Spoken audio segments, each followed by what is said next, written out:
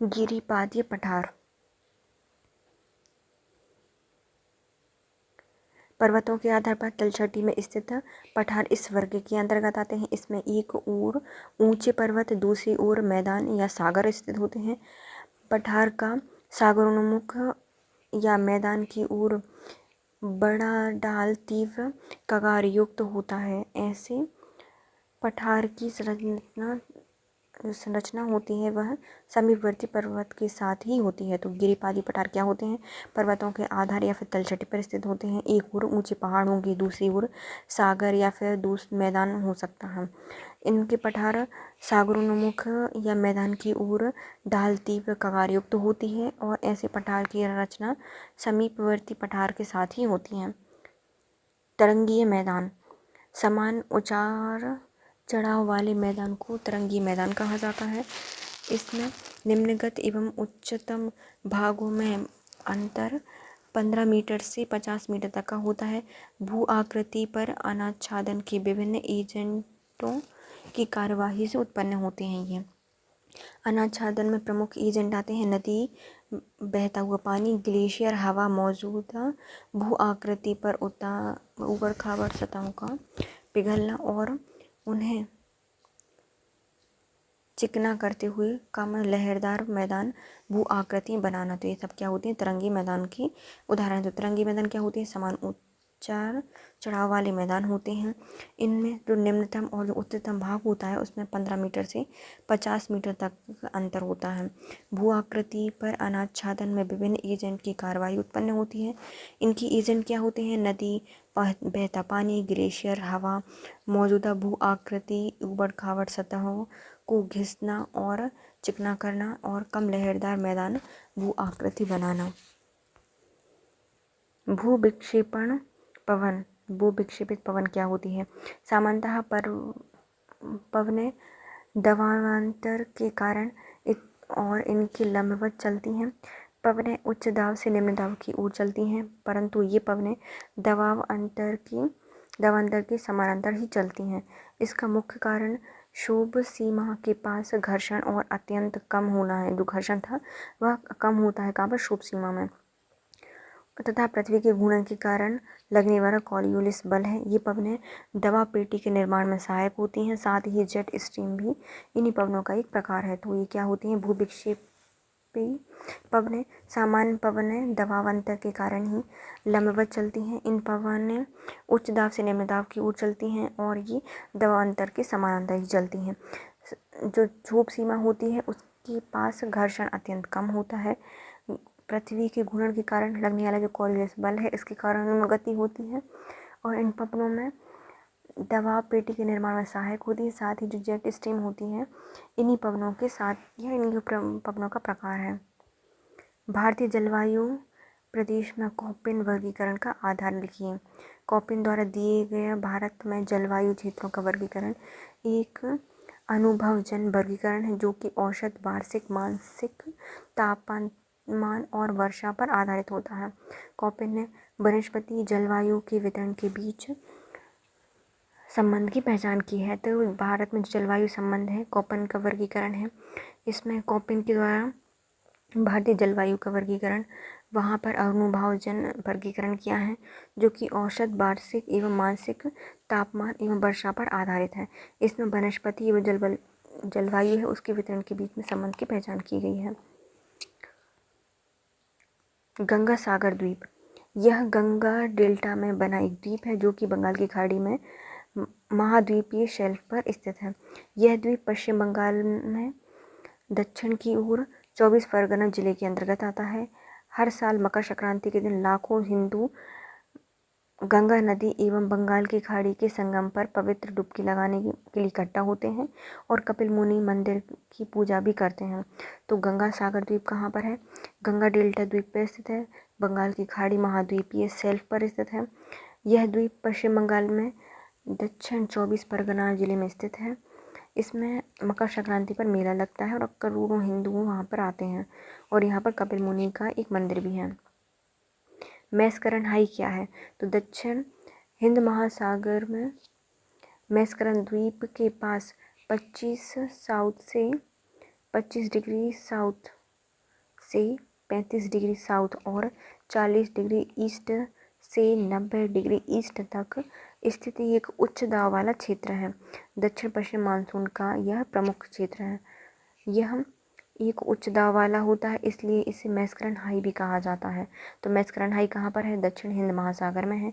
इसका जो क्या क्षेत्र कौन सा है, लोकेशन क्या है? 25 साउथ से 35 डिग्री साउथ है और 40 डिग्री ईस्ट से 90 डिग्री ईस्ट में है। उच्च दाब वाला क्षेत्र है। हिंद भारत में दक्षिण पश्चिम मानसून का स्रोत है और यहाँ पर उच्च दाब होता है, इसलिए इसको मैस्करन द्वीप या फिर मैस्करिन हाई भी कहा जाता है। मध्य प्रदेश में तेंदुपत्ता। भारत में तेंदुपत्ता उत्पादन में मध्य प्रदेश पहले स्थान पर है। तेंदुपत्ते का उपयोग बीड़ी उद्योग में किया जाता है। इसके प्रमुख क्षेत्र हैं सागर, जबलपुर, उमरिया में सर्वाधिक उत्पादन किया जाता है। तेंदुपत्ता भारत में सबसे ज़्यादा होता है। मध्य प्रदेश में बीड़ी उद्योग में इसका प्रयोग किया जाता है। सागर, जबलपुर, उमरिया में प्रमुख क्षेत्र उद्योग स्थापित किए गए हैं। कोरकू की सामाजिक व्यवस्थाएं बताइए। तो कोरकू जनजाति समाज में प्रत्यसत्तात्मक टोटम पर आधारित समाज है। दो प्रमुख वर्ग होते हैं, एक होता है राजकोरकू और एक होता है पठारिया। राजकोरकू सामाजिक दृष्टि से उच्च माने जाते हैं। इसके अतिरिक्त जो 4 अन्य वर्ग हैं जैसे रोमा, पोतड़िया, दुलारिया और बोबई हो, जो कोरकू है इनमें समगोत्रीय विवाह निषेध होता है। इसमें घर दमाद प्रथा, विधवा विवाह एवं वधू मूल्य विवाह प्रचलन में है। तो कोरकू का सामाजिक व्यवस्था क्या होती है? तो ये पितृसत्तात्मक टोटम है। दो प्रमुख वर्ग पाए जाते हैं, एक होता है राजकोरकू, दूसरा होता है पठारिया। राजकोरकू उच्च जाति के होते हैं। इनमें कुछ और भी वर्ग हैं जैसे आते हैं रोमा, पटोरिया, दुलारिया और बोबई। इसमें समगोत्रीय विवाह निषेध होता है। घर दमाद प्रथा है। विधवा विवाह एवं वधू मूल विवाह प्रचलन में है। बालाघाट में प्रमुख खनिज बताइए। तो भारत में मैग्नीज उत्पादन का लगभग 80% बालाघाट जिले में पाया जाता है। मलाज खंड में तांबे के भंडार देश में सबसे बड़ा माने जाते हैं। जिले के अन्य प्रमुख खनिजों में बॉक्साइट, ग्रेनाइट, संगमरमर, डोलोमाइट मिट्टी और चूना पत्थर पाया जाता है। बालाघाट में खनिज मैग्नीशियम, तांबे के भंडार ज़्यादा है। तो मैग्नीशियम सबसे ज़्यादा पाया जाता है। तांबे के भी भंडार सबसे ज़्यादा पाए जाते हैं मलाज खंड में। प्रमुख और अन्य भंडारों में आते हैं बॉक्साइट, ग्रेनाइट, संगमरमर, डोलोमाइट, चीनी मिट्टी और चूना पत्थर।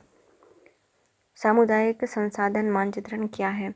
सामुदायिक संसाधन मानचित्रण एक ऐसी प्रकृति या प्रक्रिया है जो कि समुदाय की ज़रूरतों और उन ज़रूरतों को पूरा करने के लिए उपलब्ध संसाधनों की पहचान करती है। तो उसे सामुदायिक संसाधन मानचित्रण कहा जाता है। यह समझने का एक तरीका है कि संसाधनों का वितरण कैसे किया जाए और यह पहचानने में मदद करता है कि कौन से संसाधन कम हैं और अक्सर समुदाय के सदस्यों की मदद में करते हैं। ये तो ये क्या होते हैं? समुदाय संसाधन होते हैं। क्या है? एक प्रक्रिया है जिसमें हम क्या करते हैं? समुदाय की ज़रूरतों को पूरा करने के संसाधनों की पहचान करते हैं। यह समझने का एक तरीका होता है कि संसाधनों का वितरण कैसे किया जाए और ये पहचानने में मदद करता है कि कौन से संसाधन कम है और अब ये अक्सर क्या करता है? समुदाय के सदस्यों की मदद भी करता है। आपदा में साझा दायित्व से क्या तात्पर्य है? तो साझा दायित्व क्या होता है? तो सीधा फ्रेमवर्क है। आपदा प्रबंधन में साझा दायित्व का महत्वपूर्ण अंग माना गया है। इसमें समुदाय सशक्तिकरण, अवसंरचना का निर्माण, आपदा के दौरान समुदाय एवं प्रशासन की प्रतिक्रिया एवं आवश्यक संसाधनों की प्रशासन समुदाय का बराबर सहयोग की आशा की जाती है। तो आपदा में जो साझा दायित्व होते हैं वो क्या होते हैं? तो इसका वर्णन किया गया है सीधाई फ्रेमवर्क में। आपदा प्रबंधन में क्या होता है? साझा दायित्व महत्वपूर्ण अंग होता है। मतलब जब आपदा आएगी तो सब सहायता करें, वहाँ एटलीस्ट वहाँ के जो स्थानीय और लोकल लोग होते हैं वो। इसमें समुदाय सशक्तिकरण, अवसंरचना का निर्माण, आपदा के दौरान समुदाय एवं प्रशासन की प्रतिक्रिया एवं आवश्यक संसाधनों के प्रशासन एवं समुदाय का बराबर सहयोग की आशा की जाती है। जलभृत क्या है? जलभृत पानी धारण करने वाले एक पारगम्य चट्टान, असंपीड़ित सामग्री, बजरी, रेत, गाद की एक भूमिगत परत होती है। महत्व क्या है? ताजे पानी का स्रोत है। वर्षा जल संचयन में उपयोगी है। जल शक्ति मंत्रालय द्वारा इस राष्ट्रीय जल वृत्त प्रबंधन योजना चलाई जा रही है। तो जल वृत्त क्या होता है? ये एक जल धारण करने वाली परत होती है, पारगम परत, या असंपीड़ित सामग्री से बनी होती है जिसमें बजरी, रेत, गाद महत्वपूर्ण भूमिका होती है। महत्व क्या है? ताजे पानी का स्रोत होता है, वर्षा जल संचय में उपयोगी होती है। जल शक्ति मंत्रालय द्वारा इसे राष्ट्रीय जल वृत्त प्रबंधन योजना भी संचालित की जा रही है। जीपीएस के 3 प्रमुख उपयोग क्या हैं? तो यह स्थानीय, हवाई और महासागरीय दिशा निर्देशन करता है, वाहन ट्रैकिंग एवं बेड़ा प्रबंधन करता है, आपदा प्रबंधन, सैन्य क्षेत्र, युद्ध, सीमा प्रबंधन एवं घुसपैठ की निगरानी रखता है। जीपीएस के प्रमुख एग्जाम्पल। सुदूर संवेदन किस प्रकार के उपग्रह से किया जाता है? सुदूर संवेदन में भू प्रक्षेपण प्रकार के उपग्रह का प्रयोग किया जाता है। भू प्रक्षेपण उपग्रह पृथ्वी पर अंतरिक्ष से नजर रखते हैं। ये भूमि, महासागर, वायुमंडल एवं पर्यावरण संबंधित कई पहलुओं के विषय में उपस्थित सूचनाएं उपलब्ध कराते हैं। तो सुदूर संवेदन क्या होता है? सुदूर संवेदन में भू प्रक्षेपण प्रकार के उपग्रह का प्रयोग किया जाता है। भू प्रक्षेपण उपग्रह पृथ्वी पर अंतरिक्ष से नजर रखते हैं। ये महासागर, भूमि, वायुमंडल, पर्यावरण संबंधी कई पहलुओं के विषय में व्यवस्थित सूचनाएं उपलब्ध कराते हैं। पृथ्वी अवलोकन उपग्रह क्या होते हैं? तो भू उपग्रह जो कि गैर सैन्य जैसे पर्यावरण निगरानी, मौसम विज्ञान, नक्शा बनाने आदि का प्रयोग होता है, उसे पृथ्वी अवलोकन उपग्रह कहा जाता है। 1988 में IRS-1E से शुरू हुआ। यह इसरो ने कई दूसरे सुदूर संवेदी उपग्रह भी लॉन्च किए हैं। आज भारत के पास सबसे अधिक सुदूर संवेदी उपग्रह हैं। तो सुदूर संवेदी उपग्रह क्या होती हैं? ये पर्यावरण निगरानी, मौसम विज्ञान, नक्शा बनाने में उपयोगी होते हैं। और यह 1988 में IRS-1E शुरू किया गया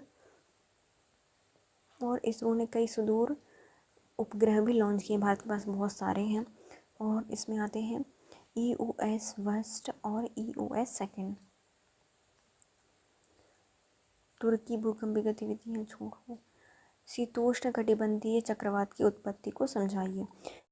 शीतोष्ण कटिबंधीय चक्रवात की उत्पत्ति में 2 सिद्धांत महत्वपूर्ण हैं जो कि इस प्रकार है। पहला आता है तापीय सिद्धांत और दूसरा आता है भंवर सिद्धांत।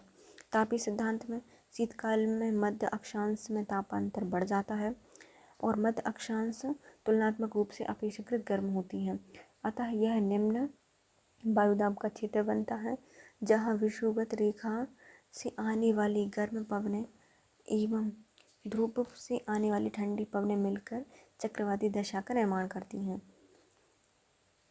और भंवर सिद्धांत क्या है? इसमें वायुमंडल की निचली परतों में विशेष कारणों से स्थानीय भंवर पड़ जाते हैं या पड़ते हैं। परिणाम स्वरूप इन भंवरों के साथ वायु ऊपरी गोलार्ध में एंटी क्लॉकवाइज दिशा में घूमने लगती है। यह घूर्णन उपस्थित पवनों को आवश्यक प्रारंभिक बल प्रदान करता है जो कि निरंतर पवनों की आकृति एवं शीतोष्ण चक्रवात के रूप में विकसित होती हैं। तो शीतोष्ण कटिबंधीय चक्रवात क्या होते हैं? 2 प्रकार के होते हैं। एक होता है तापीय सिद्धांत और दूसरा होती है भंवर सिद्धांत। तापीय सिद्धांत में क्या होता है? जो मध्य अक्षांश है यहाँ पर तापांतर बढ़ता है।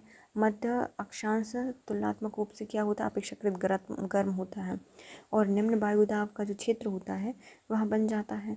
इसको भरने के लिए विषुवत रेखा से आने वाली गर्म पवनें और ध्रुव से आने वाली जो ठंडी पवनें हैं वह मिलकर क्या बनाती हैं? चक्रवात बनाती हैं। फिर आती है भंवर सिद्धांत। वायुमंडल की निचली परतों में विशेष कारणों से स्थलीय या जो स्थानीय भंवर पड़ने लगते हैं। परिणाम स्वरूप इन भंवरों के साथ ही वायु उत्तरी गोलार्ध में एंटी क्लॉकवाइज घूमती है और यह घूर्णन उपस्थित पवनों को आवश्यक प्रारंभिक बल प्रदान करता है जो कि निरंतर पवनों की आपूर्ति में शीतोष्ण चक्रवात के रूप में विकसित होती हैं। जनसंख्या भारत पर संक्षिप्त में टिप्पणी लिखिए। जनसंख्या घनत्व एक विशिष्ट क्षेत्र में रहने वाले व्यक्तियों की संख्या का माप होता है। जनसंख्या घनत्व निर्धारित करने के लिए व्यक्तियों की संख्या के क्षेत्रों को आकार से विभाजित किया जाता है। तो पूरी संख्या को किससे, जो क्षेत्र है वहाँ के आकार से विभाजित कर देंगे तो क्या निकलता है, जनसंख्या घनत्व। 1 वर्ग किलोमीटर में रहने वाले लोगों की संख्या बराबर होती है जनसंख्या घनत्व, और जनसंख्या घनत्व लोगों की संख्या डिवाइड बाय भूमि क्षेत्र से ज्ञात किया जाता है। मान लीजिए 1 वर्ग किलोमीटर की समान क्षेत्र के साथ भूमि ए और भूमि बी नाम की भूमि के 2 टुकड़े हैं, जिसमें 85 लोग जमीन ए में रहते हैं और 100 लोग जमीन बी पर रहते हैं। तो अत्यधिक आबादी वाला होगा बी, इसलिए इसमें अधिक लोग हैं। मध्य प्रदेश का जनसंख्या घनत्व 236 है, जो कि औसत घनत्व, और जो राष्ट्रीय औसत घनत्व है वो है 382 से कम। तो जनसंख्या घनत्व क्या होता है, जनसंख्या घनत्व विशिष्ट क्षेत्र में रहने वाले व्यक्तियों की संख्या की माप है।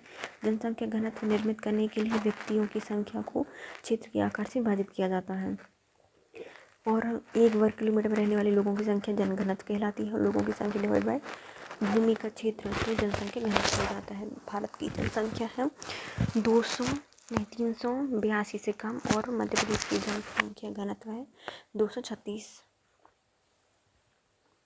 नर्मदा नदी पर विशेष टिप्पणी लिखिए। नर्मदा प्रायद्वीपीय क्षेत्र में पश्चिम की ओर बहने वाली सबसे लंबी नदी है मध्य प्रदेश की। यह उत्तर में विंध्य श्रेणी और दक्षिण में सतपुड़ा श्रेणी के मध्य पाई जाती है। इसका उद्गम मध्य प्रदेश के अमरकंटक के निकट मैकल श्रेणी से होता है। इसके अपवाह क्षेत्र का यह बड़ा क्षेत्र मध्य प्रदेश से तथा इसके अलावा महाराष्ट्र गुजरात में भी है। जबलपुर मध्य प्रदेश के निकट यह नदी धुआंधार जलप्रपात का निर्माण करती है। नर्मदा नदी के मुहाने पर कई द्वीप हैं जिन्हें आलिया बेट कहा जाता है, और जिसमें सबसे बड़ा द्वीप है आलिया बेट, और जो केवड़िया द्वीप है वो भी इसी तट पर, नर्मदा के तट पर। प्रमुख सहायक नदी हैं हिरन, ओरसंग, वरना और कोलार। इंदिरा गांधी सरदार सरोवर आदि इसी नदी के बेसिन में स्थित प्रमुख जल विद्युत परियोजनाएं हैं। नर्मदा नदी प्रायद्वीपीय क्षेत्र में बहने वाली, पूरब से पश्चिम की ओर बहने वाली विंध्य श्रेणी और दक्षिण में सतपुड़ा श्रेणी के मध्य भ्रंश घाटी से होकर बहने वाली मध्य प्रदेश की सबसे बड़ी नदी है। यह अमरकंटक के निकट मैकाल श्रेणी से निकलती है। निकलते ही 2 जलप्रपात दुग्धधारा और कपिलधारा का निर्माण करती है। यह महाराष्ट्र गुजरात में बहती हुई कई द्वीपों का निर्माण करती है अपने मुहाने पर, जिसमें आलिया बेट सबसे बड़ा है और केवड़िया द्वीप भी इसी पर स्थित है। इसके द्वारा बनाए गए जलप्रपातों में एक जबलपुर में आता है धुआंधार जलप्रपात। इसकी सहायक नदी हैं हिरन, ओरसंग, बरना और कोलार। इसमें सरदार सरोवर, इंदिरा सागर आदि प्रमुख नदी बेसिन के जल विद्युत परियोजनाएं हैं। मध्य प्रदेश में वर्षा ऋतु पर टिप्पणी कीजिए। स्थानीय नाम चौमासा कारक है। सूर्य मध्य प्रदेश के बीच से गुजरने वाली कर्क रेखा के लंबवत होता है, जिससे कम वायुदाब बनने से दक्षिण पश्चिम मानसून यहाँ पहुंचकर वर्षा कराती हैं। हवा का प्रवेश अरब सागर बंगाल की खाड़ी द्वारा वर्षा काल यहाँ पर जून से सितंबर तक होता है। विशेषताएं हैं कि वर्षा वितरण असमान है। सर्वाधिक वर्षा पचमढ़ी होशंगाबाद में होती है जो कि 215 सेंटीमीटर है, और न्यूनतम वर्षा होती है गोहद भिंड में जो कि 55 सेंटीमीटर से। जुलाई माह में मध्य प्रदेश संपूर्ण में अधिक वर्षा होती है। औसत वर्षा का लगभग 90 से 95% इसी ऋतु में होता है। तो मध्य प्रदेश की वर्षा को क्या कहा जाता है, चौमासा। कारण क्या है, तो सूर्य मध्य प्रदेश में जो कभी से कर्क रेखा है उसके लंबवत होता है। यहाँ पर तापमान अधिक होने से निम्न वायुदाब का क्षेत्र बनता है, और इसके कारण ही दक्षिण पश्चिम मानसून से हवाएं यहाँ पर आकर वर्षा कराती हैं। अन्य कारण है हवाओं का प्रवेश अरब सागर, बंगाल की खाड़ी एवं वर्षा काल जून से सितंबर होता है। वर्षा का वितरण असमान है। सर्वाधिक पचमढ़ी वर्षा होती है होशंगाबाद में 215 सेंटीमीटर, और न्यूनतम होती है गोहद भिंड में 55 सेंटीमीटर। जुलाई में संपूर्ण मध्य प्रदेश में अधिक वर्षा होती है, और औसत वर्षा का लगभग प्रतिशत 90 से 95% इसी ऋतु में होता है। मध्य प्रदेश में लाल पीली मृदा पर टिप्पणी कीजिए। लाल पीली मृदा का निर्माण आर्कियन, धारवाड़, गोंडवाना चट्टानों के विखंडन से हुआ है। यह मृदा मध्य प्रदेश के बघेलखंड क्षेत्र में मंडला, बालाघाट, शहडोल जिले में पाई जाती है। रवेदार कायांतरित चट्टानों में लोहे के व्यापक विसरण के कारण यह मृदा लाल रंग की और जलयोजित होने के कारण यह मृदा पीले रंग की होती है। लाल एवं पीली मृदा में नाइट्रोजन, फॉस्फोरस, ह्यूमरस की कमी होती है और इस मृदा की उर्वरता कम होती है। यह मृदा धान की खेती के लिए उपयोगी होती है, उपयुक्त रहती है। तो लाल पीली मृदा कहाँ पे कैसे बनी है? तो आर्कियन, धारवाड़ और गोंडवाना चट्टानों से बनी है। बालाघाट, मंडला, शहडोल, बघेलखंड क्षेत्र में पाई जाती है। लोहे की व्यापकता के कारण इसका रंग लाल और जलयोजित के कारण इसका रंग पीला होता है। लाल एवं पीले रंग की मृदा नाइट्रोजन, फॉस्फोरस, ह्यूमस की कमी होती है और इसमें उर्वरता भी कम होती है और यह धान की खेती के लिए प्रमुख है, फिर प्रसिद्ध है, उपयोगी है। रेलवे की शून्य दुर्घटना मिशन बताइए। Mission zero accident rail budget 2016-17 में घोषित मिशन में से एक है। इसमें मुख्यतः 2 उप मिशन शामिल किए गए थे। पहले थी मानव रहित क्रॉसिंग को समाप्त करना और ट्रेन टक्कर बचाव प्रणाली। तो मानव रहित क्रॉसिंग को समाप्त करने के लिए जनवरी 2019 में ब्रॉड गेज पर सभी मानव जनित समपारों को समाप्त कर दिया गया है। ट्रेन टक्कर बचाव प्रणाली एक स्वदेशी स्वचालित ट्रेन सुरक्षा ATP प्रणाली है। बजट 2017-18 में सुरक्षा संबंधी कार्यों की प्रमुखता देने के लिए 5 वर्षों की अवधि में 1 लाख करोड़ रुपए के कोष के साथ राष्ट्रीय रेल सुरक्षा कोष नामक एक विशेष कोष बनाया गया था। सुरक्षा श्रेणी में कर्मचारियों को आपदा प्रबंधन में राहत, बचाव एवं पुनर्वास, 3R, अग्निशामक यंत्रों एवं प्राथमिक शिक्षा चिकित्सा में उपयोगिता पर जोर दिया गया था और प्रशिक्षण दिया गया था। रेलवे प्रशिक्षण संस्थानों को बुनियादी ढांचे के विकास, प्रशिक्षण मॉड्यूल, प्रशिक्षण सामग्री के विकास, प्रशिक्षण कार्यक्रमों के संचालन आदि के लिए वार्षिक आधार पर धन आवंटित किया गया है। सभी ट्रेनों में जीवन रक्षक दवाई, उपकरण, ऑक्सीजन सिलेंडर युक्त एक मेडिकल बॉक्स प्रदान करने के लिए निर्देश जारी किए गए हैं। तो रेल शून्य बजट कब हुआ था? तो mission zero accident rail budget 2016-17 में आया था। 2 मिशन थे, पहला मानव रहित क्रॉसिंग को समाप्त करना और दूसरी थी ट्रेन टक्कर से बचाना। मानव क्रॉसिंग में क्या किया गया? जनवरी 2019 में एक ब्रॉड गेज पर सभी मानव रहित संपर्कों को समाप्त कर दिया और ट्रेन टक्कर बचाव प्रणाली में क्या थी? ATP प्रणाली थी, जिसमें 2017-18 में सुरक्षा संबंधी कार्यों को प्रमुखता देने के लिए 5 वर्षों की अवधि में 1 लाख करोड़ के साथ ही भारतीय रेल सुरक्षा कोष RRMK नामक एक विशेष कोष बनाया गया, जो क्या करता है? आपदा प्रबंधन में राहत, बचाव और पुनर्वास में सहायक होता है। अग्निशामक यंत्रों एवं प्राथमिक चिकित्सा में सहयोग देता है, उपयोग किया जाता है, प्रशिक्षण दिया जाता है, बुनियादी ढांचे के विकास, प्रशिक्षण मॉड्यूल, प्रशिक्षण सामग्री विकास, प्रशिक्षण कार्यक्रमों के संचालन आदि में वार्षिक आधार पर धन आवंटित करता है। दवाई, उपकरण, रक्षक सामग्री, सिलेंडर युक्त मेडिकल बॉक्स प्रदान करता है। ये एक स्वदेशी स्वचालित ट्रेन सुरक्षा प्रणाली है। बजट 2017-18 में सुरक्षा संबंधी कार्यों को प्रमुखता देने के लिए 5 वर्षों की अवधि के लिए 1 लाख करोड़ रुपए के कोष के साथ राष्ट्रीय रेल सुरक्षा कोष नामक एक विशेष कोष बनाया गया, जो क्या करता है? सुरक्षा क्षेत्र में कर्मचारियों को आपदा प्रबंधन में राहत, बचाव, पुनर्वास, अग्निशामक यंत्र, प्राथमिक शिक्षा के उपयोग पर जोर देने के लिए प्रशिक्षण देता है। रेलवे प्रशिक्षण संस्थानों को बुनियादी ढांचे के विकास, प्रशिक्षण मॉड्यूल, प्रशिक्षण सामग्री के विकास, प्रशिक्षण कार्यक्रमों के संचालन आदि के लिए वार्षिक आधार पर धन का आवंटित करता है। सभी ट्रेनों में जीवन रक्षक दवाई, उपकरणों एवं ऑक्सीजन सिलेंडर युक्त एक मेडिकल बॉक्स प्रदान करने के लिए निर्देश जारी करता है। सन स्ट्रोक से प्रभावित व्यक्तियों के उपचार के लिए सुझाव बताइए। व्यक्तियों को ठंडे स्थान पर या छाया में लिटा दें, गीले कपड़े से पोंछ दें। मुख्य बात है कि शरीर का तापमान नीचे आना चाहिए।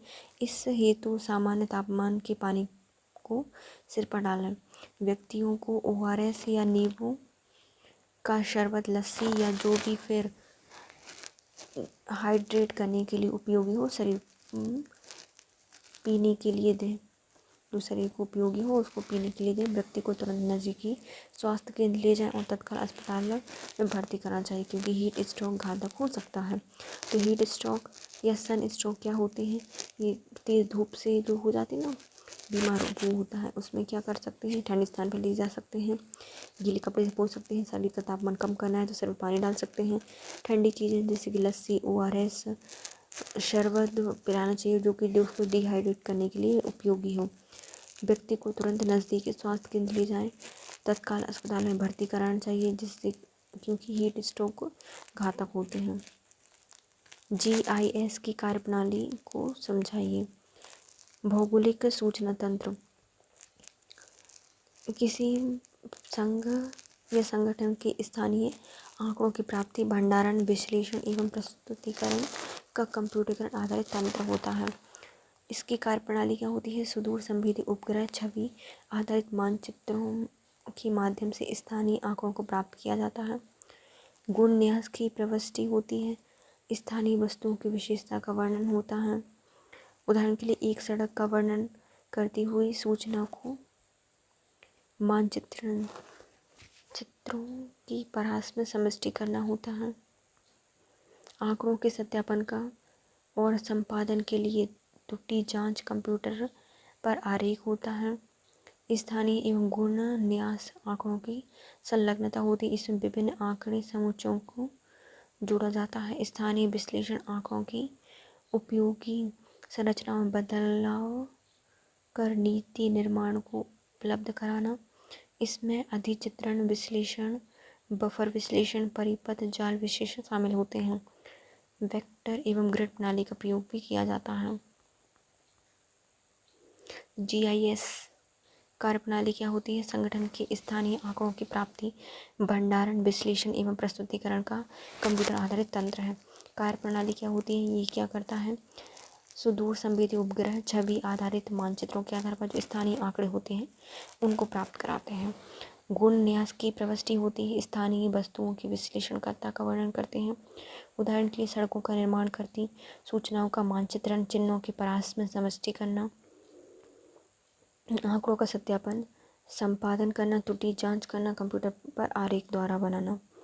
स्थानीय गुण न्यास आंकड़ों का संलग्नता, इसमें विभिन्न आंकड़े समुच्चयों का जुड़ा होता है। स्थानीय विश्लेषण आंकड़ों को उपयोगी सूचनाओं में बदलकर नीति निर्माण को उपलब्ध कराना। इसमें अधिचित्रण विश्लेषण, बफर विश्लेषण, परिपथ जाल विश्लेषण शामिल होते हैं। वेक्टर एवं ग्रिड पद्धति का भी प्रयोग किया जाता है। विद्युत चुम्बकीय विकिरण पर टिप्पणी कीजिए। विद्युत एवं चुंबकीय क्षेत्र में गति करते हुए आवेग के कारण विद्युत चुंबकीय तरंगें उत्पन्न होती हैं। इनके निर्माण का मुख्य कारण आवेश की शक्ति या ऊर्जा के स्तर में बदलाव होता है। यह निर्गत ऊर्जा संकेतों तरंगों के रूप में संचारित होती हैं।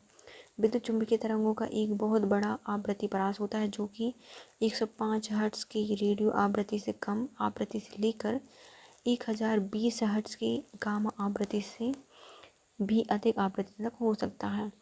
इन तरंगों में विभिन्न प्रकार की ऐसी तरंगें शामिल होती हैं जो कि माइक्रोवेव, रेडियो तरंगें और दृश्यमय प्रकाश, एक्सरे, परावैंगनिक किरणें एवं गामा किरणें भी होती हैं। क्योंकि यह विभिन्न मात्रा में ऊर्जा का संचार करती हैं, अतः विभिन्न माध्यम से विभिन्न तरीके से व्यवहार करती हैं, इसलिए यह सुदूर संवेदन में महत्वपूर्ण होती हैं। विद्युत चुम्बकीय तरंगें गति करती हुई आवेश के कारण विद्युत चुम्बकीय तरंग उत्पन्न होती हैं, जो कि विद्युत और चुम्बकीय क्षेत्र में गति करती हैं। इनके कारण विभिन्न प्रकार के आवेश की ऊर्जा में स्थिर बदलाव आता है और निर्गत ऊर्जा तरंगों के रूप में संचारित होती हैं। विद्युत चुम्बकीय तरंगें एक बहुत लंबा या आवृत्ति परास होता है, जो कि 105 हर्ट्ज से कम से लेकर 1020 हर्ट्ज तक की गामा किरणों से भी अधिक की आवृत्ति हो सकती है। विभिन्न प्रकार की तरंगें शामिल होती हैं। माइक्रोवेव, रेडियो तरंगें, दृश्यमय प्रकाश, रेडियो, एक्सरे किरणें, परावैंगनिक किरणें, गामा किरणें शामिल होती हैं। इनमें विभिन्न मात्रा में ऊर्जा का संचार करती हैं, विभिन्न माध्यम में से विभिन्न तरीके से व्यवहार करती हैं, इसलिए यह सुदूर संवेदी से बहुत महत्वपूर्ण है।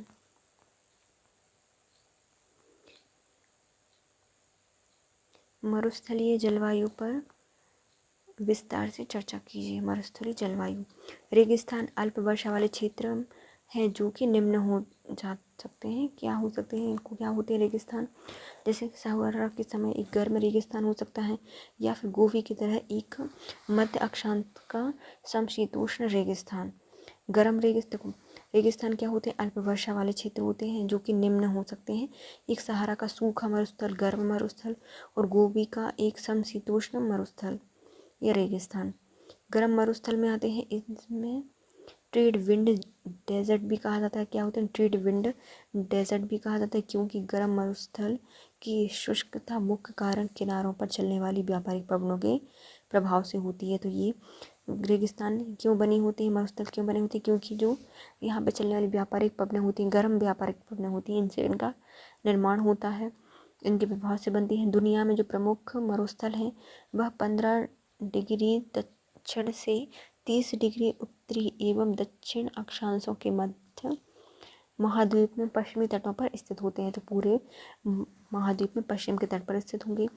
15 दक्षिण एवं 30 उत्तरी एवं दक्षिणी अक्षांशों के बीच में स्थित होते हैं। इनका निर्माण महाद्वीप के पश्चिमी तट पर चलने वाली जो ठंडी जलधाराओं के योगदान पर भी होता है, और यह शुष्कता बढ़ाती है। तो इनका निर्माण कैसे होता है? जो पश्चिमी द्वीप होते हैं, पश्चिमी तट होते हैं, उन पर चलने वाली जो ठंडी जलधाराएं होती हैं, उनके कारण इनका निर्माण होता है, गर्म मरुस्थल बनते हैं, क्योंकि यह शुष्कता को बढ़ा देते हैं। मध्य अक्षांश मरुस्थल, यह समशीतोष्ण मरुस्थल या जो महाद्वीपता जैसे गोबी मरुस्थल या वृष्टि छाया प्रभाव जैसे कि पेटागोनिया मरुस्थल के कारण बनता है। पेटागोनिया मरुस्थल महाद्वीपीयता की तुलना में वृष्टि छाया प्रदेश का प्रभाव अधिक पड़ता है। एंडीज पर्वत की पश्चिमी चोटियाँ वर्षा के अवरोध का कार्य करती हैं। तो जो मध्य अक्षांश मरुस्थल है ये कैसे बनता है? जो समशीतोष्ण मरुस्थल है या फिर जो महासागरीय है जैसे गोबी का मरुस्थल हो गया, छाया वृष्टि प्रभाव के कारण बनते हैं ये। पेंटागोनिया का मरुस्थल है वह वृष्टि छाया प्रदेश का एक प्रभाव अधिक होता है इस पर। एंडीज पर्वत की पश्चिमी चोटी वर्षा के अवरोध के कारण इसका निर्माण होता है पेंटागोनिया मरुस्थल का। फिर आती है वर्षा। 25 सेंटीमीटर से कम वार्षिक वर्षा होती है जहाँ पर गर्म मरुस्थल अश्व अक्षांश एवं उपोष्ण कटिबंधीय उच्च दाब बेल्ट के पास फैला होता है, जहाँ पर वायु अपतलित नीचे गिरती होती है और जो वर्षा के लिए अनुकूल नहीं है।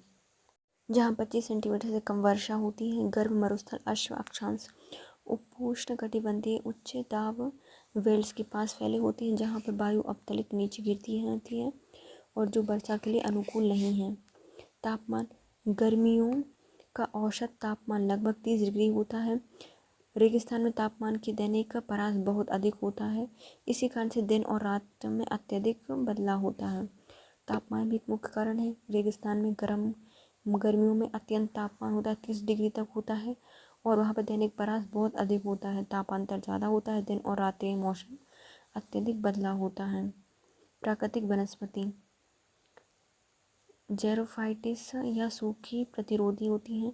घास, झाड़ियाँ, जड़ी बूटियाँ, खरपतवार, लंबी जड़ें युक्त वनस्पति पाई जाती हैं। पत्तियाँ गूदेदार, कठोर, सुई के आकार की होती हैं जो कि वाष्पोत्सर्जन को कम करती हैं। प्राकृतिक वनस्पति क्या होती है? इसमें आती हैं जेरोफाइटिस एवं सूखा प्रतिरोधी। घास, झाड़ियाँ, जड़ी बूटी, खरपतवार, लंबी जड़ों युक्त वनस्पति पाई जाती हैं। पत्तियाँ गूदेदार होती हैं, कठोर होती हैं, सुई के आकार की होती हैं और जो कि वाष्पोत्सर्जन को कम करती हैं। जीवन, अमानवीय परिस्थितियों के बावजूद हमेशा लोगों ने रेगिस्तान में निवास किया है। उदाहरण के लिए आदिम शिकारी, संग्रहकर्ता, बुशमैन और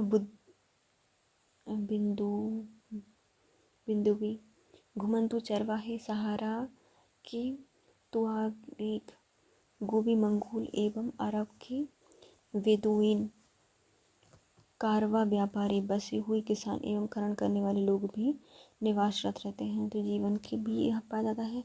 अमानवीय परिस्थिति की बात हमेशा भी लोग वहाँ पर हमेशा से लोग रेगिस्तान में निवास करते आए हैं।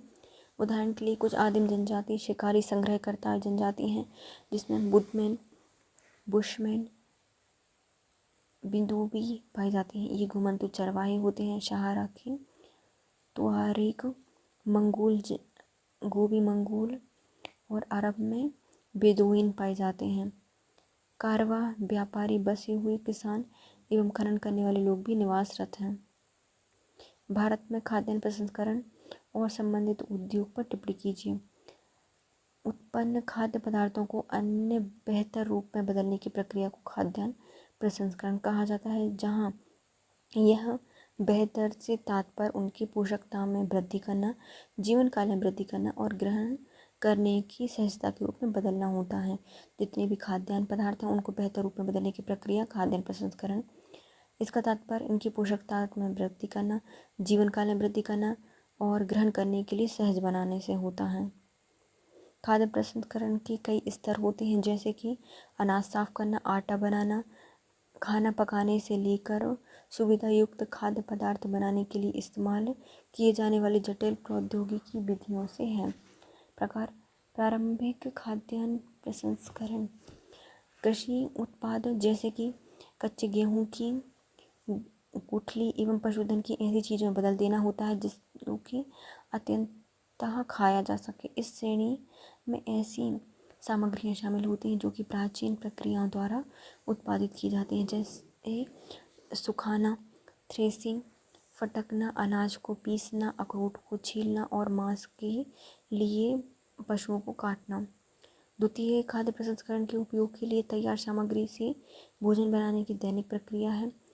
रोटी पकाना, मछली का किण्वन करना, शराब, बियर आदि मादक पदार्थ का उत्पादन करना या उत्पाद बनाना।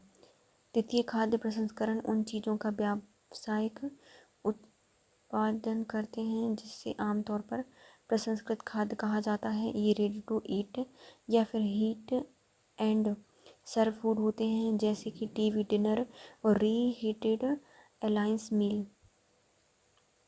तृतीय फिल्म पहले में आते हैं, ऐसे जल्दी से पक जाते हैं। इसमें सुखाना, थ्रेसिंग, फटकना, अनाज को पीसना, अखरोट छीलना, मांस का काटना ये आता है। दूसरे में क्या करते हैं, जो सामग्री होती है उससे भोजन बनाने की दैनिक प्रक्रिया होती है, जैसे आटे से रोटी बना लो, मछली का किण्वन करना, शराब, बियर बनाना।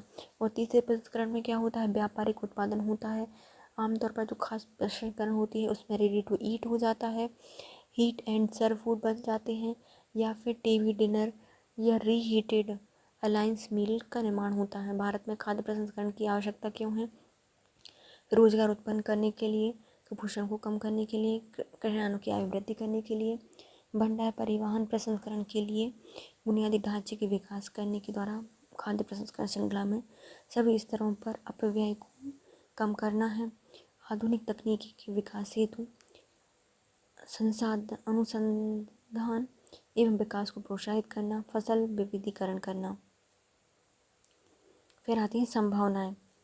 यह क्षेत्र उच्च विकास एवं उच्च लाभ सनराइज उद्योग वाले क्षेत्रों के रूप में उभरा है। भारत छठा सबसे बड़ा बाजार है, जिसमें खुदरा बिक्री का 70% योगदान है। भारतीय खाद्य प्रसंस्करण उद्योग का देश में कुल खाद्य बाजार का 32% हिस्सा है, जो कि भारत के सबसे बड़े उद्योगों में से एक है और उत्पादन, खपत, निर्यात एवं अपेक्षित वृद्धि के मामले में भी 5वें स्थान पर आता है। मध्य प्रदेश में आपदा सुविधा बढ़ती जा रही है, टिप्पणी कीजिए। मध्य प्रदेश की विशेष संदर्भ में आपदा निर्माण को प्रभावित करने वाले कारक लिखिए। आपदा अचानक से होने वाली एक विध्वंसकारी घटना है जिसमें व्यापक भौतिक क्षति और जनमाल का नुकसान होता है। वर्तमान में मध्य प्रदेश प्राकृतिक एवं मानव निर्मित आपदाओं की दृष्टि से सुविध राज्य बनता जा रहा है। पहले आती है मध्य प्रदेश में आपदाएं। दो प्रकार की होती हैं, प्राकृतिक आपदाएं होती हैं और मानवीय आपदाएं। प्राकृतिक आपदा में भूकंप, बाढ़, सूखा और ओलावृष्टि, जबकि जो मानवीय आपदाएं होती हैं इनमें औद्योगिक दुर्घटना, भगदड़ और कुपोषण होता है।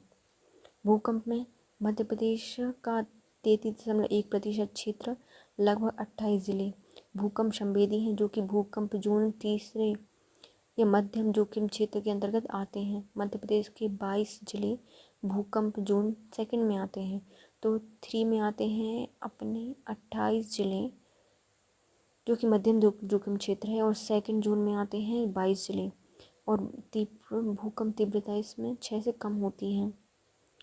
घटनाएं कौन कौन सी हैं, तो 1997 में जबलपुर में 6.2 आवृत्ति का भूकंप आया था। 12 नवंबर 2020 को शिवनी में 4.7 की तीव्रता का भूकंप आया। 2022 में अक्टूबर में जबलपुर समेत 6 जिले में 3.9 तीव्रता के झटके महसूस किए गए थे, और फरवरी 2022 में 3.5 तीव्रता के झटके इंदौर के आसपास। नवंबर में जबलपुर सहित 4 जिलों में 4.3 आवृत्ति के झटके महसूस किए गए थे। बाढ़ की दृष्टि से मध्य प्रदेश को 10 नदी बेसिन में बांटा जाता है, जो कि बाढ़ की दृष्टि से सुविध हैं। पिछले 26 वर्षों में राज्य में 32 जिले बाढ़ से प्रभावित रहे हैं। प्रमुख नदियाँ नर्मदा, ताप्ती, माही, चंबल, बेतवा, पार्वती नदियों में बाढ़ आती है। उदाहरण के लिए अगस्त 2022 में विदिशा, रायसेन, गुना, मुरैना, भिंड में भीषण बाढ़ के हालात हुए थे। सूखा मध्य प्रदेश में 7 जिले सूखे के प्रति संवेदनशीलता की दृष्टि से अत्यंत सुविध हैं। 1987 में, 1988 में, 2001 में, 2003 में, 2004 में, 2008 में और 2010 में सूखे की विकराल स्थिति मध्य प्रदेश में हुई थी। 2015 से 16 में 46 जिलों को सूखा प्रभावित क्षेत्र घोषित किया था। ओलावृष्टि हाल ही में मध्य प्रदेश में ओलावृष्टि की घटनाओं में बारंबारता दर्ज की गई है। उदाहरण के लिए फरवरी 2022 में मध्य प्रदेश के 25 जिलों में भयंकर ओलावृष्टि हुई थी। सर्वाधिक प्रभावित ओलावृष्टि से हैं शिवनी, बालाघाट, मंडला, भिंड, सिंगरौली और विदिशा। औद्योगिक दुर्घटनाएं भोपाल गैस त्रासदी, जो कि 1984 में हुई थी।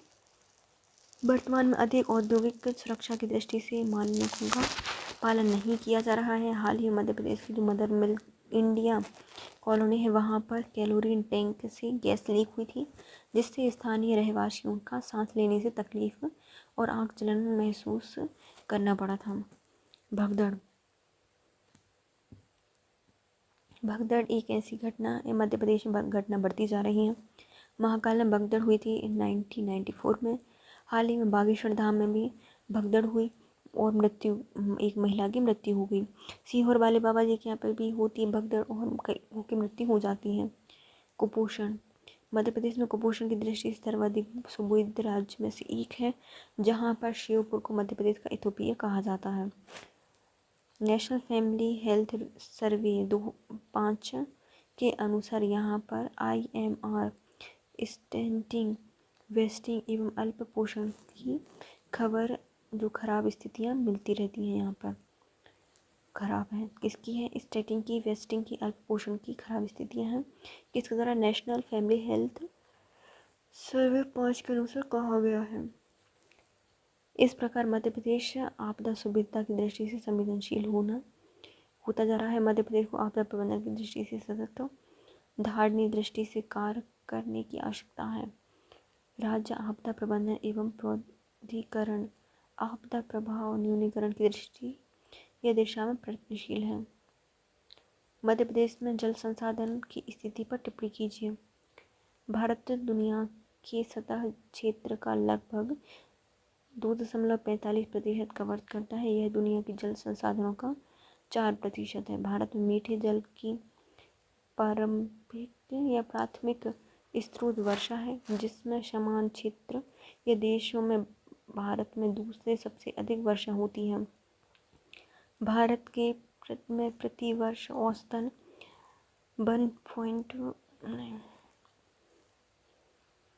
1170 मिलीमीटर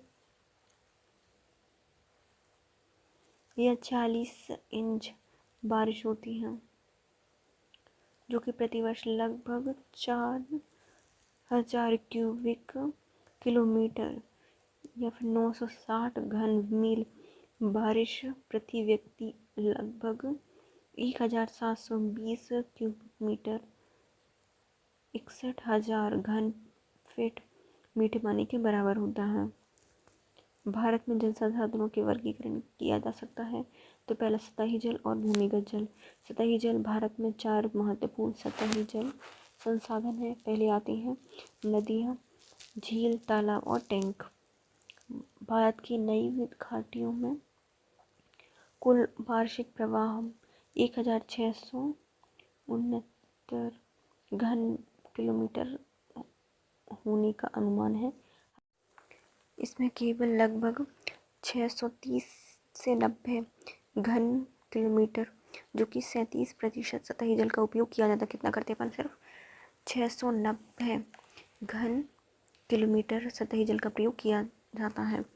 भूजल संसाधन, देश का कुल पुनः प्राप्ति योग्य भूजल संसाधन लगभग 4,432 घन किलोमीटर है और कुल पुनः प्राप्ति योग्य जो भूजल संसाधन है वह लगभग 46% गंगा ब्रह्मपुत्र नदी में पाया जाता है। तो भूमिगत जल संसाधन में आते हैं 4,432 घन किलोमीटर और जो पुनः प्राप्ति योग्य संसाधन है जल के वह 46% गंगा और ब्रह्मपुत्र नदी से प्राप्त होता है। फिर आती है उत्तर पश्चिम क्षेत्र में नदी घाटियों एवं दक्षिण भारत में कुल हिस्से की भूजल का उपयोग अपेक्षाकृत अधिक है। भारत भूजल संसाधनों पर भी बहुत अधिक निर्भर करता है जो कि सभी संचित भूमि के आधार से अधिक के लिए जिम्मेदार है। नदी के जल के संरक्षण, भूजल पुनर्भरण में सुधार के लिए लगभग 5,000 से बड़े एवं मध्यम बागों, बैराजों और अन्य संरचनाओं का निर्माण भी किया जा रहा है। क्योंकि पश्चिम में नदी घाटी और दक्षिण में जल अपेक्षाकृत अधिक होता है, दक्षिण की अपेक्षा उत्तर में ज़्यादा है, जिसमें सभी सिंचित भूमि के आधे से अधिक है। जिम्मेदारी इनके पास है। पानी के संरक्षण, भूजल पुनर्भरण में सुधार के लिए लगभग 5,000 बड़े मध्यम आकार के बांध और बैराजों का निर्माण किया गया है। पानी का उपयोग, सिंचाई में अत्यधिक जल का प्रयोग किया जाता है। कुल जल भंडार कम से कम 78% है जो कि बाद में घरेलू क्षेत्र में 6% और औद्योगिक क्षेत्र में 5% हो जाता है। शहरी एवं ग्रामीण भारत दोनों में भूजल पीने के लिए पानी का एक प्रमुख स्रोत है। भूजल भंडार कम लोग कुल सिंचाई का 45%, घरेलू जल का 80% प्रदान करते हैं। जल का प्रयोग, सिंचाई में सर्वाधिक जल का प्रयोग कुल भंडारण का लगभग 78%, घरेलू क्षेत्र में 6% और औद्योगिक क्षेत्र में 5% प्रयोग किया जाता है। शहरी ग्रामीण भारत में दोनों में भूजल पानी पीने के लिए एक महत्वपूर्ण स्रोत है। भूजल भंडारण कुल सिंचाई का लगभग 45%, घरेलू जल का 80% प्रदान करता है।